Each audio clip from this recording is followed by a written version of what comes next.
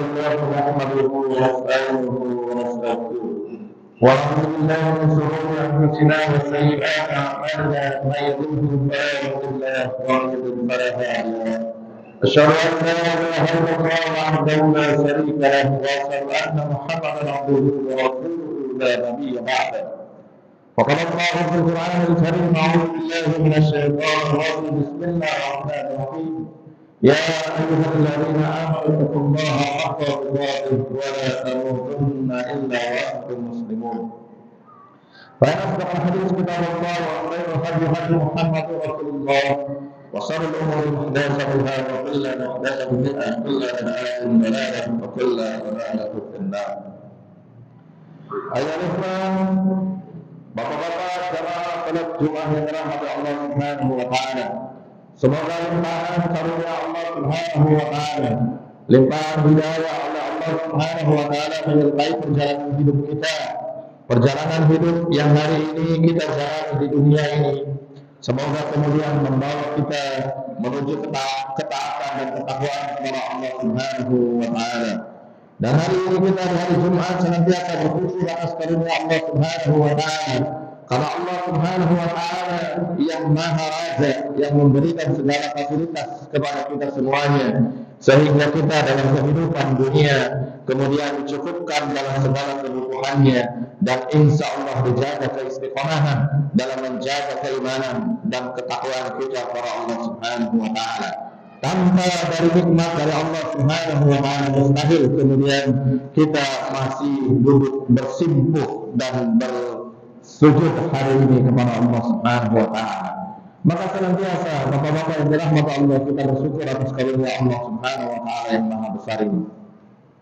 Kemudian tidak lupa kita bersalawat atas Rasulullah sallallahu alaihi wasallam. Allahumma shalli ala Muhammad wa ala ali Muhammad.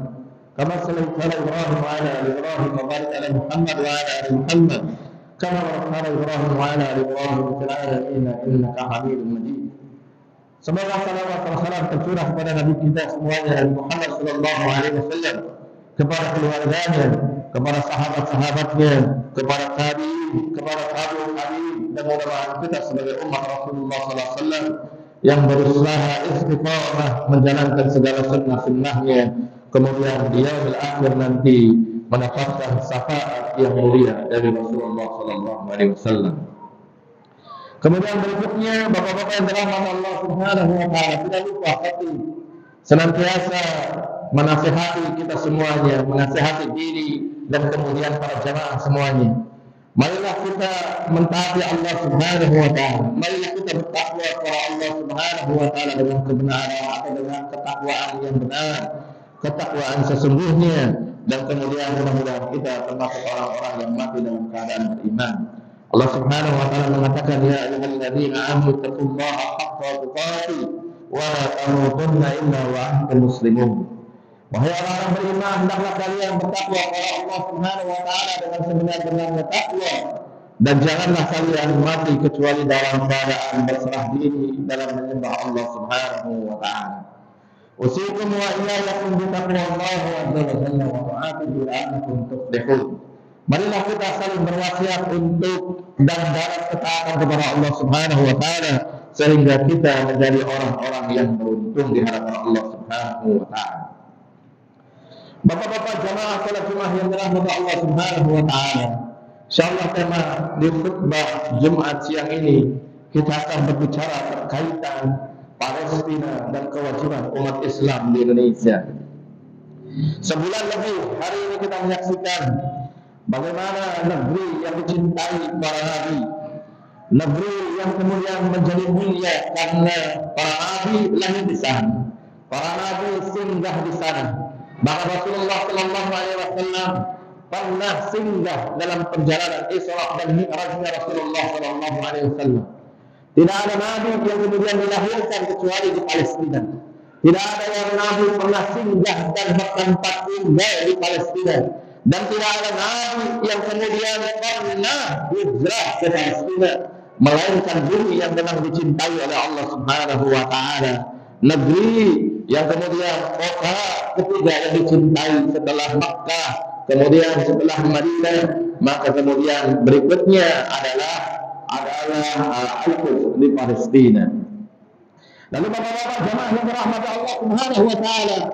Lalu bagaimana ketika kita hari ini menyaksikan saudara-saudara kita kaum muslimin? Lalu bagaimana ketika kita menyaksikan hari ini, melihat dengan mata kita bagaimana anak-anak kita, bagaimana anak-anak kecil dibantai oleh Zionis Israel, bagaimana orang-orang tua kita, bagaimana ibu-ibu yang sudah sepuh, ibu-ibu kemudian tetap dibunuh oleh tentara Zionis, dilancarkan mudah-mudah untuk membunuh saudara-saudara kita kaum muslimin. Kita hari ini menyaksikan dengan mata kita, kita hari ini mendengar kemudian anak-anak bayi yang kemudian menjerit ketika orang tuanya menjemput syahid. Kita mendengar hari ini jeritan kaum muslimin di Palestina. Lalu bagaimana kita seharusnya sebagai umat Indonesia bersikap ketika saudara-saudara kita di Palestina hari ini sebulan lebih kemudian diperangi oleh Zionis Israel. Maka dalam khutbah ini saya ingin menyampaikan di 5 alasan yang kemudian menyebabkan kita harus membela Palestina. 5 alasan yang kemudian menyebabkan kita harus menolong Palestina. 5 alasan yang kemudian menyebabkan kita harus kemudian menimbulkan layak kita terhadap negeri Palestina. Maka inilah yang akan kita bahas, 3 secara syar'i, 3 secara syar'i, dan kedua secara dokumen sejarah maupun secara perundang-undangan yang ada di negeri kita Indonesia. Bapak-bapak yang dirahmati Allah Subhanahu wa taala, 3 alasan syar'i yang kemudian menyebabkan kita harus membantu, yang menyebabkan kita harus menolong saudara-saudara kita di Palestina. Yang pertama, Palestina adalah kiblat pertama umat Islam. Palestina adalah kiblat kita mewujudkan sholat kita pertama. Kiblat kita adalah Palestina Al-Quds. Sebelum kemudian kiblat itu dipindahkan oleh Allah Subhanahu wa taala dari Masjidil Aqsa menuju Masjidil Haram, menuju Ka'bah di Makkah Al-Mukarramah. Maka tidak ada alasan kemudian kita tidak membantu Palestina. Kalau Palestina adalah kiblat umat Islam, Masjidil Aqsa adalah masjid suci ketiga setelah Masjidil Haram maupun Masjid Nabawi. Maka masjid yang kemudian ketika kita ibadah dikalikan lipat jumlahnya, dikalikan pahalanya, maka hanya ada di 3 masjid. Yang pertama ada Masjidil Haram di Makkah, kemudian Masjidil Nabawi di Madinah, dan yang ketiga adalah Masjidil Aqsa di Palestina. 3 masjid ini adalah 3 masjid yang dimuliakan oleh Allah Subhanahu wa taala. Bahkan Masjidil Aqsa adalah masjid yang bersejarah buat umat Islam, karena selain kemudian menjadi kiblat pertama umat Islam, kemudian Masjidil Aqsa adalah tempat singgahnya Rasulullah SAW dalam peristiwa Isra dan Mi'rajnya Rasulullah SAW. Allah Subhanahu wa taala mengatakan dalam surat Al-Isra ayat pertama, bagaimana Allah menggambarkan a'udzubillahi minasyaitonir rajim, bismillahirrahmanirrahim, subhanalladzi asra bi 'abdihi laylan minal masjidil haram ila al-masjidil aqsa barakna hawlahu wa nuriyahu min ayatina innahu huwas sami'un basir. Bagaimana Allah Subhanahu wa taala mengatakan subhanalladzi asra bi 'abdihi, maksudnya Allah Subhanahu wa taala yang telah mensucikan, yang telah menjalankan hambanya dalam satu malam minal masjidil haram ila masjidil aqsa, dari Masjidil Haram di Makkah Al-Mukarramah sampai kemudian ke Masjidil Aqsa di Palestina dalam satu perjalanan malam. Kalau hari ini umat Islam mudah dengan adanya pesawat terbang, maka umat Islam bisa pergi satu daerah ke daerah yang lain dengan menggunakan pesawat terbang. Namun kalau itu tidak ada sebuah kendaraan yang mampu memperjalankan Nabi Rasulullah SAW dari Masjidil Haram menjadi ke Masjidil Aqsa dalam satu perjalanan, yang mana Masjidil Aqsa tersebut Dikatakan oleh Allah Subhanahu wa taala, "Alladzi barakna hawlahu linuriyahu min ayatina." Yang mana Masjidil Aqsa itu ada keberkahan di sekitarnya dan kemudian merupakan tanda-tanda kebesaran Allah Subhanahu wa taala.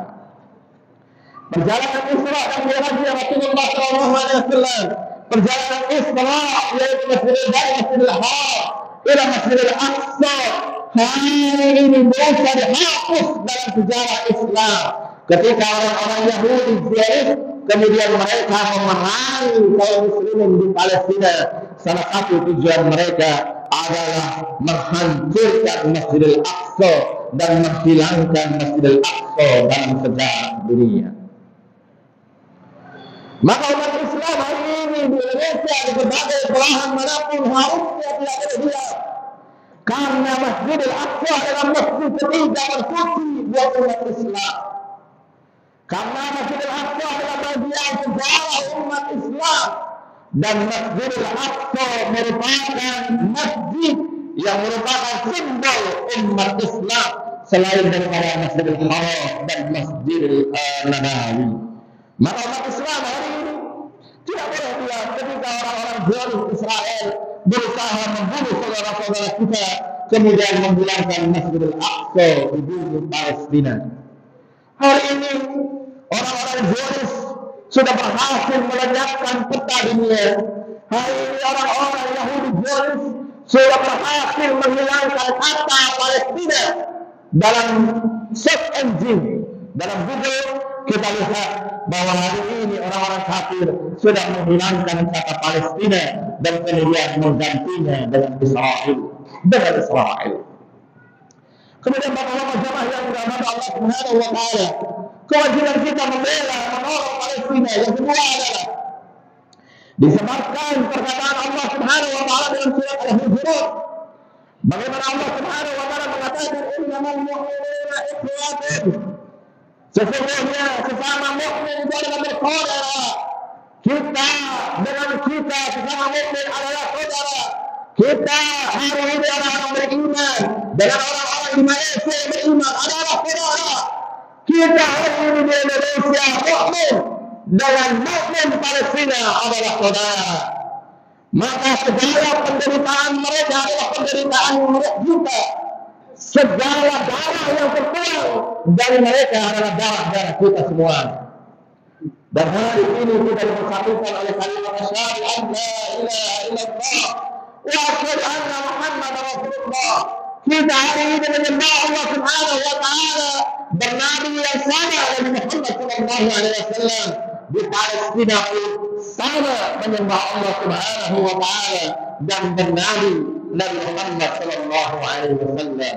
Maka hari ini pertolongan kita terhadap saudara kita kaum muslimin disebabkan kita terikat dengan persaudaraan yang diikat oleh dua kalimat syahadat.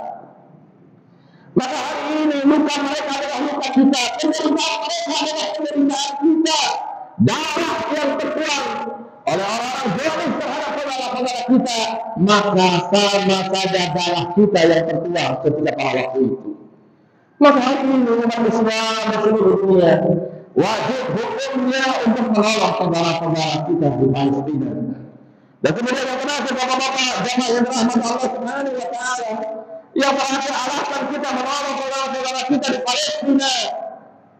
Alasan ketiga dan terakhir secara syar'i berdasarkan sabda Rasulullah sallallahu alaihi wasallam yang diriwayatkan oleh Tirmidzi dan Ahmad, bahwa bumi Syam adalah bumi kebaikan. Bumi Syam adalah parameter kebaikan. Jika kemudian bumi Syam itu hilang, kebaikan, maka tidak ada kebaikan buat kita semuanya. Dalam hadis Rasulullah SAW, Rasulullah SAW mengatakan, "Idza fasadat ahlus Syam." Jika ahlus Syam itu penduduk Syam itu hancur, kemudian fala khairu fikum, maka tidak ada kebaikan untuk kalian. Hari ini orang-orang Zionis menyerang Palestina.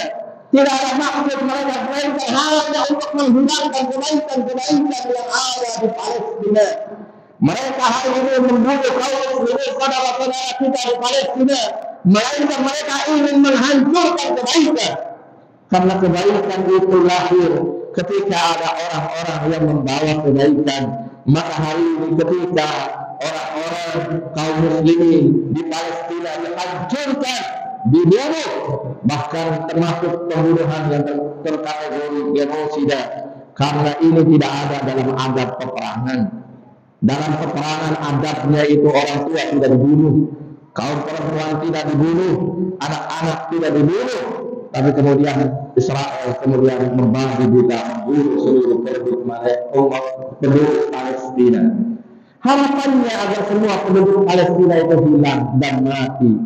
Dan ketika hilangnya penduduk Palestina, maka kemudian hilanglah kebaikan yang ada di sana. Dan kemudian ketika tidak ada kebaikan di sana, maka kata Rasulullah SAW, maka akan hilang juga kebaikan-kebaikan yang ada dalam diri kita. Karena benteng kebaikan adalah Syam, benteng segala kebaikan adalah Syam. Bagaimana kita menyaksikan penduduk Ahlus Syam adalah penduduk yang sangat cinta terhadap Al-Quran. Penduduk Ahlus Syam, mujahidnya, mujahidin Al-Qassar, siapapun yang mendaftar menjadi mujahid Al-Qassar, salah satu syaratnya mereka harus menghafal 30 juz di dalam Al-Quran. Maka kalau semua kebaikan-kebaikan itu hilang, kalau semua kebaikan-kebaikan yang ada di Syam itu hilang, maka kata Rasulullah SAW, "Fala khairu fikum," akan hilang juga kebaikan-kebaikan yang ada dalam diri kamu. Maka benteng kebaikan adalah Syam.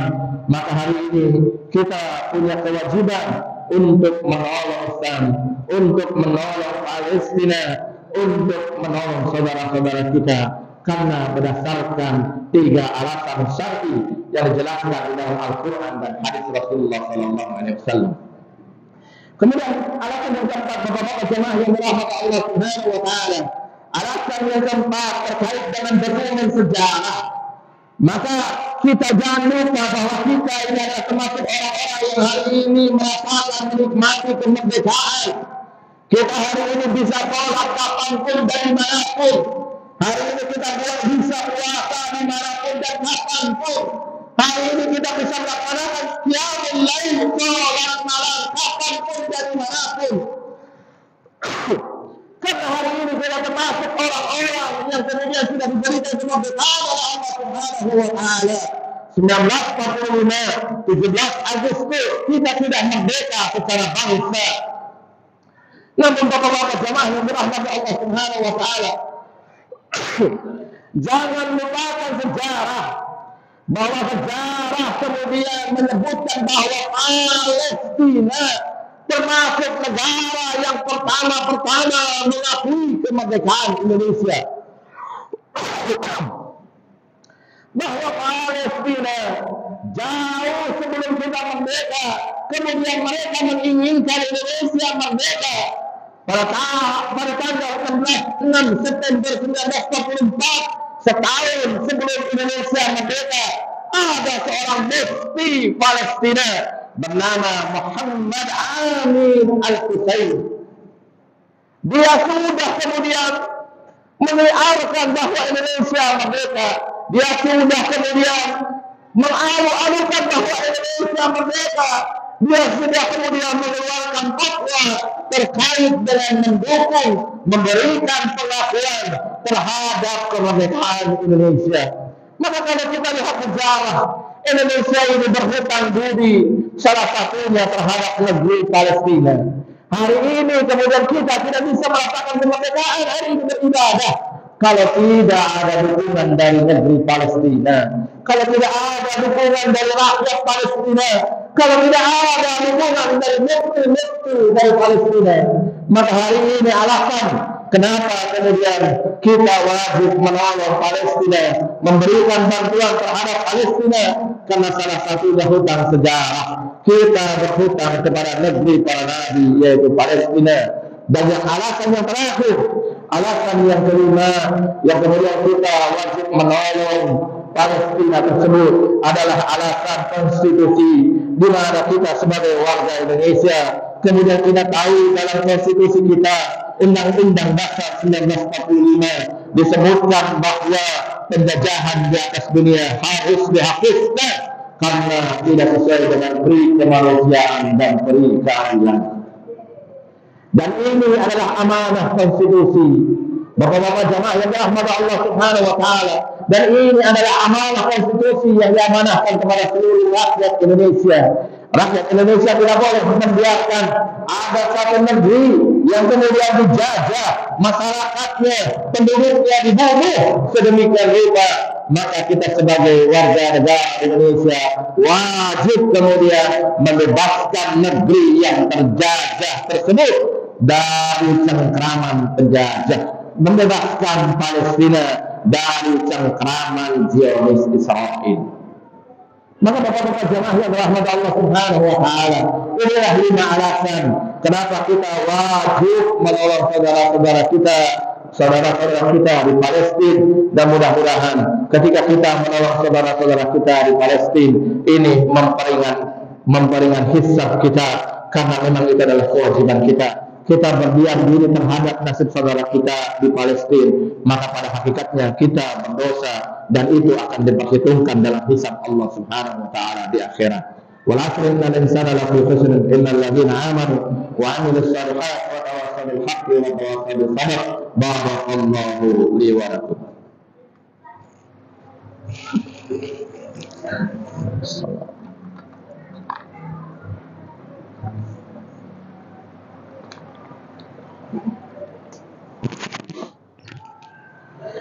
Alhamdulillah, salatu wassalamu ala Rasulillah wa ala alihi wa ashabihi wa man tabi'ahum bi ihsan ila yaumiddin. Sallallahu Muhammad wa ala ali Muhammad wa sallallahu ala Ibrahim wa ala ali Ibrahim wa barik ala Muhammad wa ala ali Muhammad kama barakta ala Ibrahim wa ala ali Ibrahim fil alamin innaka Hamidum Majid. Bapak-bapak jamaah salat Jumat yang dirahmati Allah Subhanahu wa taala, sebelum kita bermunajat kepada Allah Subhanahu wa taala, dalam sebuah hadis Rasulullah sallallahu alaihi wasallam mengatakan, "Ma'ayya minkum munkaran falyughayyirhu bi yadihi." Fa'illam yastati' fa bi lisanihi, fa'illam yastati' fa bi qalbihi, wa dzalika 'ala qulina. Hadis Rasulullah sallallahu alaihi wasallam menyebutkan, barang siapa melihat kemungkaran, dan hari ini kita melihat kemungkaran, darah-darah kaum muslimin tertumpah, darah-darah saudara kita Palestina tertumpah, maka kalau kita melihat kemungkaran seperti ini, maka kita wajib kemudian mendoakan kemungkaran, falyughayyirhu bi yadihi, maka ubahlah dengan tangan-tangan kalian. Fa'illam yastati' fa bi lisanihi, maka kalau tidak mampu maka dengan lisan kalian. Fa'illam yastati' fa bi qalbihi, dan jika tidak mampu maka dengan doa kalian. Hari ini yang paling memungkinkan dilakukan oleh kita hari ini, kita tidak memungkinkan untuk pergi jihad di Palestina karena para mujahidin di sana mengatakan kita masih belum butuh mujahidin dari Indonesia untuk pergi membantu perang di mereka. Mereka masih sanggup untuk berperang dengan Zionis Israel tersebut. Maka salah satu langkah yang bisa kita lakukan dalam rangka menolong saudara-saudara kita adalah menyisihkan rezeki kita, menyisihkan harta kita, untuk kemudian kita bantu segala infrastruktur yang hancur, yang terkena rudal, roket dan yang lainnya. Kita juga tolong mereka dengan kemudian mensubsidi atau memberikan nutrisi makanan yang baik kepada saudara-saudara kita Palestina. Maka itulah yang mungkin bisa kita lakukan kepada saudara-saudara kita Palestina. Namun jika itu saja masih berat buat kita, memberikan harta masih berat buat kita, menyisihkan harta infak kita masih berat untuk kita, maka kita doakan saudara-saudara kaum muslimin kita di Palestina agar kemudian mereka diberikan kemenangan oleh Allah Subhanahu wa taala. Negeri Palestina agar kemudian dimerdekakan oleh Allah Subhanahu wa taala. Itulah yang harus kita lakukan hari ini sebagai saudara kita, sebagai saudara kaum muslimin di Palestina. Marilah kita berdoa kepada yang dirahmati Allah Subhanahu wa taala, bermunajat kepada Allah Subhanahu wa taala. Innallaha wa malaikatahu yusholluna 'alan nabi ya ayyuhalladzina amanu shallu wa sallimu taslima. Allahumma shalli 'ala Muhammad wa 'ala ali Muhammad kama shallaita 'ala Ibrahim wa 'ala ali Ibrahim fil 'alamin innaka Hamidum Majid. Allahumma ighfir lil muslimina wal muslimat والمؤمنين والمؤمنات الأحياء منكم والأموات إنك قريب مجيب الدعوات يا قارئ الآيات ربنا ظلمنا أنفسنا وإن لم تغفر لنا وترحمنا لنكونن من الخاسرين ربنا لا تؤاخذنا إن نسينا أو أخطأنا ربنا ولا تحمل علينا إصرا كما حملته على الذين من قبلنا ربنا ولا تحملنا ما لا طاقة لنا به واعف عنا واغفر لنا وارحمنا مولانا فانصرنا على القوم الكافرين فانصرنا على القوم المشركين أو فانصرنا على القوم المنافقين اللهم أعز الإسلام والمسلمين اللهم أعز الإسلام والمسلمين ودمر أعداءك أعداء الدين ودمر أعداءك أعداء الدين اللهم انصر إخواننا المسلمين والمجاهدين في فلسطين اللهم انصر إخواننا المسلمين والمجاهدين في فلسطين وفي أفغانستان وفي العراق وفي كل مكان وفي كل زمان اللهم انصر إخواننا المسلمين والمجاهدين في بلادنا إندونيسيا ربنا آتنا في الدنيا حسنة وفي الآخرة حسنة وقنا عذاب النار سبحان ربك رب العزة عما يصفون وسلام على المرسلين والحمد لله رب العالمين أقول قولي هذا وأستغفر الله لي ولكم وسائر المسلمين والمسلمات إنه هو الغفور الرحيم أقيموا الصلاة.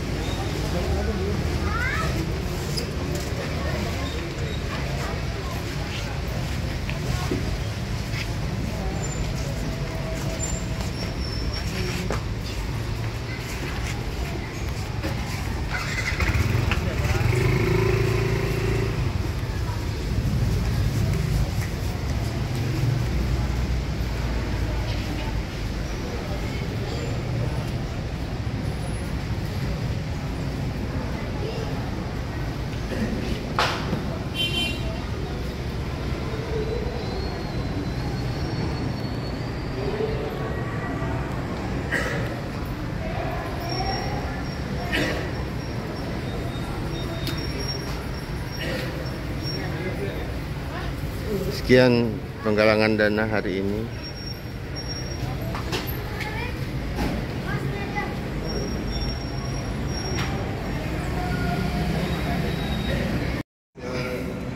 Penggalangan dana untuk kaum muslimin di Palestina di Masjid Al-Muhajirin Grogol tanggal 10 November 2023. Mudah-mudahan berkah, insya Allah sampai dan dapat meringankan lah. Amin. Udah.